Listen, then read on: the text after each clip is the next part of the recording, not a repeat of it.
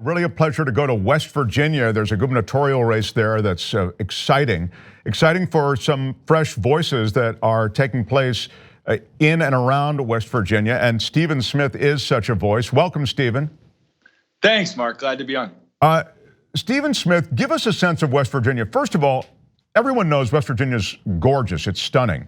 But also in the mix of those stunning vistas that are West Virginia are environmental concerns and labor concerns. There was a big strike, I recall, with teachers. So it seems as though there's a big political movement brewing in West Virginia alongside all that beautiful scenery. Yeah, that's right. That for generations, West Virginia has been the kind of place that knows how to fight for what we need. And we saw that 100 years ago during the mine wars. We saw it 2 years ago where West Virginia educators sparked a nationwide strike movement. And that's the kind of energy this campaign is built on. We have raised more money than any other candidate for governor, but the way we're doing it is small dollar donations, largely from educators. We have 60 times as many donations from educators as all of our opponents combined. We're also, as we'll talk about more later, we've recruited other people to run for office, including 14 educators who were involved in that strike movement. And the energy of this campaign is just based on an old story in West Virginia about come together across race and across religion. We're defeat the good old boys club that is always standing with their foot on our necks. Yeah, I mean, that's so well put. And as I recall, your background is very much in a world of activism. I think your dad was an activist, isn't that right? Yeah, my dad helped start the West Virginia Coalition for the Homeless and the Public Defender Services. My wife is a public defender. My background for the last 20 years has been working as an organizer. You know, what we believe in this campaign is that one politician isn't the answer. One governor is not going to save us. We can only save ourselves. And from day one, we haven't been lying to voters and saying, vote for me, I'll fix everything. We say, you're invited to be a part of a government of, by, and for us. And what that looks like is at the very beginning of the campaign, we said, we know we need more than one governor.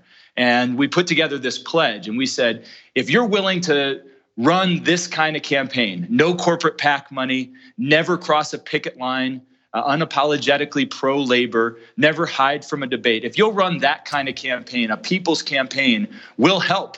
Just like we did in the old days where the person at the top of the ticket is there to recruit and train and support candidates. And we thought, you know, if we can find 15 or 20 candidates to run with us, that would be a revolution. Here we are a year later, there are 91 candidates running on the West Virginia Can't Wait slate, 91 of us. Disproportionately Black, disproportionately working class, disproportionately women, and members of the LGBTQ plus community. We are a movement that actually represents the people of our state, and we're running for city council, delegate, state senate, Congress, and when we all run together, we all have a better shot of winning. It's the oldest idea in politics, and we actually just went through and looked at these numbers.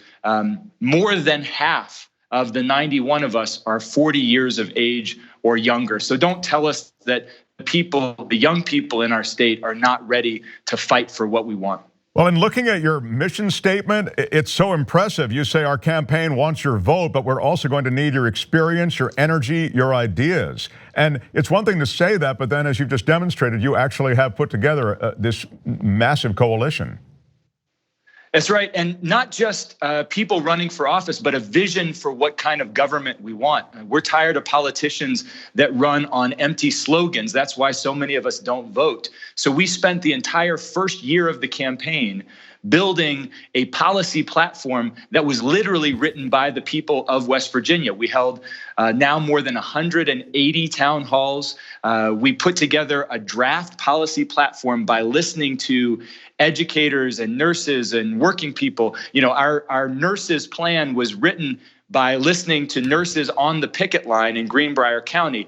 And at the end of all of that, we stitched together a draft platform, 31 detailed plans and how we pay for them. Then we took that draft back to our people who held 47 platform parties all across West Virginia and got to dig into the details.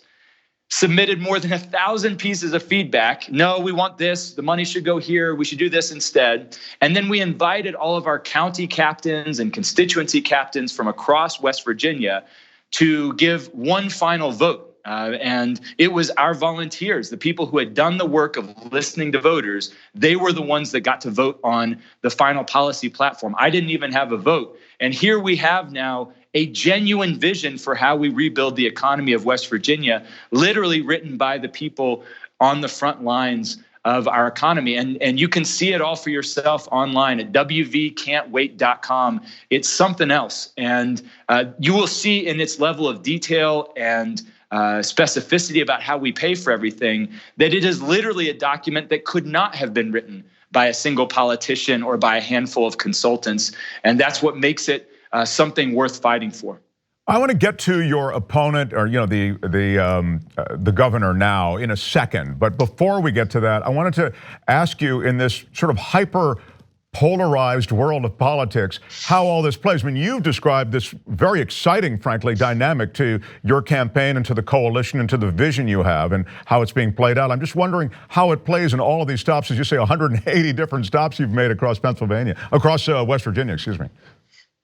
Yeah, so the story about our state and our country being divided, left versus right, red versus blue, is a lie. It's a profitable lie told by those who get rich off of us treating each other like our own enemy, right? In West Virginia, we are not each other's enemy because we do a different job, or because we live in a different region, or because we have a different letter after our name. And every time we believe that we are each other's enemy, working class versus middle class, rich versus middle class, Black versus white, Christian versus Muslim, every time we buy into that, the people at the top win. And so the benefit of having a platform like this written from the bottom up is that it speaks to the direct personal interests of all kinds of people. And if I'm a Republican or a Democrat or an independent, and I see in this platform something that's going to make my life better, then I want to be a part of that. Just a month ago, we held one of our town halls, a fundraiser. We raised money and volunteers at every one of our town halls. We held this town hall in the home of proud Trump supporters in the most southernmost county in West Virginia, and they were excited to host a fundraiser stop for our campaign, even though they know that we fundamentally disagree on all kinds of issues. But what they saw was a policy platform and a campaign that also spoke to their direct interests. They want cannabis legalization. We're the only campaign that provides it. They're small business owners, and we're the only campaign that has a real plan to shift tax breaks from out-of-state corporations back to small businesses and union shops. And even more than any of that, they saw that we're the only campaign that doesn't take corporate PAC money or big pharma or big energy money. And voters are smart. They know they're never going to agree with a politician on every issue. But what we're looking for, what the voters of West Virginia are looking for, is someone who's not in somebody else's pocket.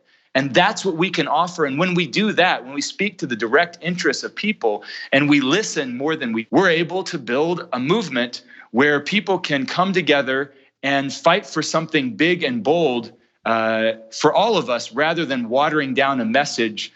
A watered down message doesn't get anybody off the couch. The answer is to be bold on lots of issues, not weak on every issue.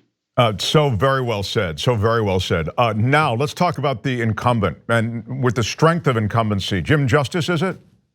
Yes, that's his name. And give me a sense of where he is. I mean, you talked about the fact that you don't take corporate PAC money and you don't take lobbyist money. I presume that isn't necessarily something that he adheres to on the other side?